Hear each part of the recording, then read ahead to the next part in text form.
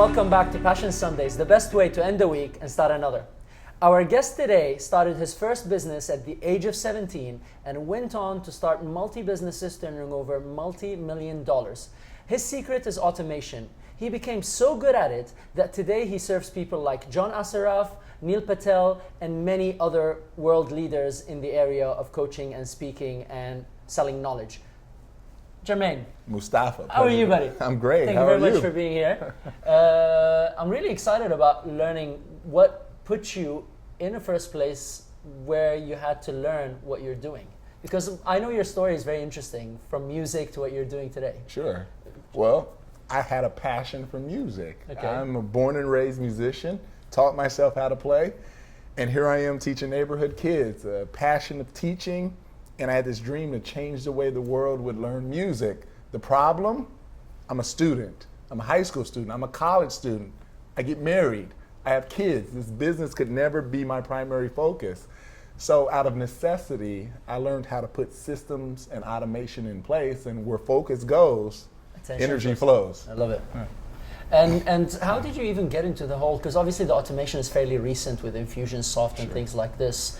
What got you, how did you automate earlier before all of these softwares were there? Right, so you remember the book Outliers? Yes. Malcolm Gladwell. So when I say 17, I mean, I'm not 17, that was 16 years ago. So I got to witness the infancy stages of the internet. So here I am in 2004, and we didn't have Infusionsoft, we didn't have any of the modern platforms. But I use basic autoresponders to, if you order from me, you automatically get an email a week later, or even to remind my employees. I thought, well, okay, I'm sending reminders every Monday morning. Could I put that on autopilot? And the more I could take my redundant tasks and put a system to them, the more I was free to do my papers, my essays, turn it. I was a student, like I said, tend to my wife, my newborn baby at home. So again, necessity was the mother of invention. So basically it was the passion for the family and freeing yourself that got you to find a solution that was not as advanced. And then you got passionate about the job, or were you just doing that work, for the sake of doing work, business? Right, so then I found out that I was a builder type person. I like to put systems in place, regardless of what I was doing. When I was teaching piano, I learned, I taught people their major scales. Any musicians would know, but I taught it in a way that was a system. I said, why won't he wear white when hot? No one had ever taught scales like that. Okay. But that's whole step, half step. Like, it's a music talk, but I put a system to it. So I've always thought like that. Making acronyms and systems for people to get things. And so when it came time to put my business into a system, it just kind of naturally came to me, and it's what I actually love to do. So this is like the collision of what I do best. So you didn't actually know at the beginning this is what you'll end up doing. It was more of a kind of, you were very passionate about whatever you're doing, and that kind of led you. Okay, so passion for music led you for passion for automation, led you for passion for building a business that frees you to do more of what you love. Yeah. The music led to the marketing, which led to the automation, and I don't know, I can't tell you what I'll be doing 20 years from now. So along this journey, I'm sure there were times that were tough. I mean, you're making it sound so easy. It sounds like a dream. People say that. He makes it sound so easy. I want to know about the downtimes. How did you find passion when things were not working out? Well, that was the first 18 months of my business. I'm 17, grandma's one-bedroom apartment. I registered here and play with $70. You got it good now with GoDaddy, $7, $8 registrations. I mean, I had to figure this out. And so I went through sort of this valley period where, things weren't working my way, but I had to stick to it. And this was something I love. I'm so happy that you talk about passion, because when people ask me, how did you pick music? Or how would you pick any niche or opportunity? And I say, it must have the 4 Ps. And what do you think the first P is? Let me guess, passion? How did you know? I can see the passion that you got, and for me, you won't be as successful as you are without that passion. You want to know the other 3? Tell me. So I say, it must have passion, whatever I'm doing. Must have positivity. I know you can make money in pain, but I choose positivity. Must have progression, which means that people are always progressing. Music, sports, golf, anything where you never arrive. And then must have patience. While you're progressing, that person and you must realize it doesn't come overnight. And when you put those 4 things together, you'll be in an industry that you can withstand 16 years like me, and every day feels better than the day before.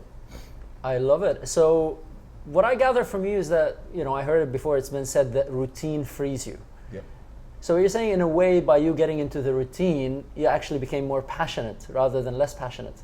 Absolutely, and that's the invert. I heard someone say at 10 years you lose your oomph for something.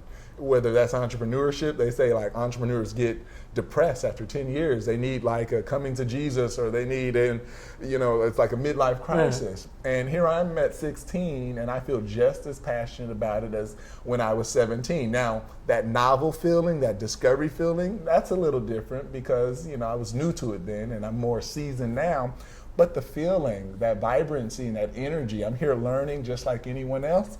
And every day is an opportunity. I love it. So there's no better way for me to conclude than what you've just said about really kind of, flowing into it and just being passionate about whatever it is you're passionate about now and letting things unfold. Absolutely. And passionate about automation. So I hope everybody takes your message about automating their life so they can be passionate about what they love doing. Yeah, at the end of the day, there's the business things that you have to do if you're going to sustain yourself. Now, passion alone, you can be as positive and passionate and patient, but you've got to put those systems in place so that you can keep that fuel going towards your passion so you can do the things you love. But what happens in business is we have all these other things that weigh us down, and we get stuck as chief bottle washer, chief cook, and we find ourselves looking up and saying, this is not what I signed up for. So if you can get all of that stuff systematized. What's a system? Something you stick to emphatically and methodically. Even how you pick your suit to go to an event can be systematized. Suit A, shirt B, sock C, and just systematize it once and for all, and that's less energy to be put towards that, more energy to be put towards your passion. The president only wears 3 suits. It's called decision fatigue, and when you can just let go of all that stuff, then you can be free to be passionate. Passion takes energy. I love it. Energy is everything.